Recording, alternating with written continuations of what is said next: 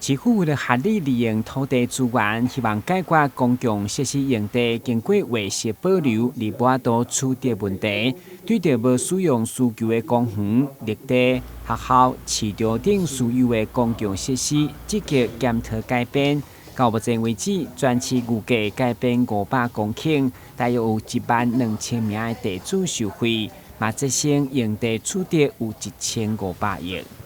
原则上，我们这次针对台南市大概500公顷的这个公设地可以进行解编。那解编的部分表示说，地主他可以申请领回土地也可以领回到一部分的这个价金的部分，由地主大概按照规定来进行处理。那同时，这个500公顷解编的部分透过重划方式市政府也可以同时取得还有开辟大概120公顷的这个公共设施，包括公园、道路等等停车场部分所以不是说500公顷全部把它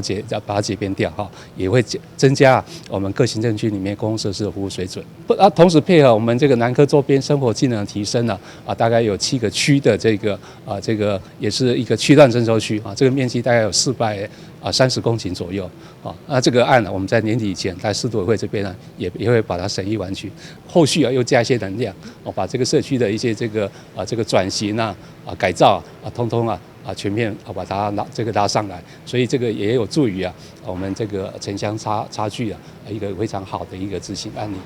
局长进一步指出，市府透过各计划区通盘检讨甲专案，一并处理无使用需求的公共设施保留地。根据了解，目前全市39处市都委会审议案当中，乌山头、虎头埤甲骨仔岭等6处已经审议完成，准备提报内政部，等待后续市地中划。